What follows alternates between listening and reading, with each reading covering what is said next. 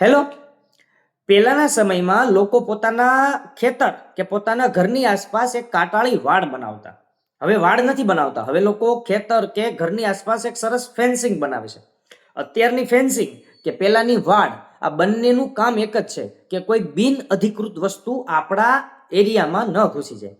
મને લાગે છે કે હવે એ સમય આવી ગયો છે, આ સોશિયલ મીડિયાના આટલા બોમ્બાર્ડિંગ સમયમાં, કે આટલો બધો સોશિયલ મીડિયાની અસર છે, ત્યારે હવે એ સમય આવી ગયો છે કે આપણે આપણા મન કે આપણા વિચાર ક્ષમતાની આસપાસ આવી એક કાંટાળી વાડ બનાવવી પડશે. શું કામ? કારણ કે ઘણા બધા લોકો આ જાણી ગયા છે. એ શું કરશે ખબર? લોકો મસ્ત શાંતિથી બેઠા બેઠા કોઈ એક રાજકીય નેતા, કોઈ એક ધાર્મિક ગુરુ કે કોઈ પણ દેશની એક પ્રોબ્લેમ વિશે સરસ મજાનો એક આર્ટિકલ લખીને મૂકશે, અથવા તો કોઈ એક વિડીયો બનાવીને મૂકી દેશે. એ ભાઈ તો શાંતિથી પોતાની ઓફિસમાં સોફા ઉપર બેઠા બેઠા કામ કરીને ભૂલી જશે. હવે થશે શું ખબર?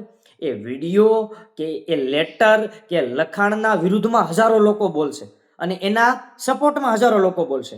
એ લોકો આમને સામને કમેન્ટમાં માથાકૂટ કરશે, ગાળાગાળી કરશે. પેલા ભાઈને કોઈ ફેર નથી પડતો. એને તો એનું કામ કરી લીધું, એને વ્યૂઝ પણ મળે છે, એની તો પબ્લિસિટી પણ થાય છે. એનર્જી કોની ખરાબ થઈ? તમારી.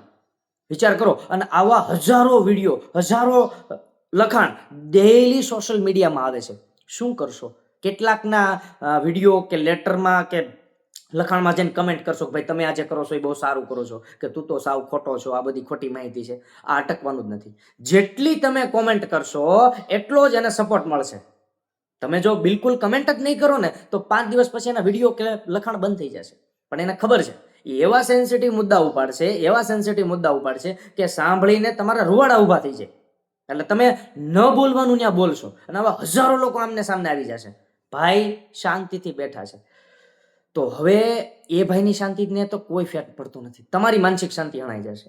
તો હવે એટલું ખાસ કરવાનું છે કે જ્યાં સુધી તમારું પર્ટિક્યુલર નામ લઈને કોઈ ન બોલે ને, ત્યાં સુધી તમારા ફેવરિટ નેતા, તમારા ફેવરિટ ગુરુ કે તમારા કોઈ પણ ફેવરિટ ખેલાડી વિશે કોઈ પણ કાંઈ સારું ખરાબ બોલે, આપણે કોઈ રિએક્શન દેવાનું નથી. કારણ કે તમે રિએક્શન દેશો તો કાયદાકીય રીતે તમે એને નહીં અટકાવી શકો, કારણ કે એને ફ્રીડમ ઓફ સ્પીચ છે.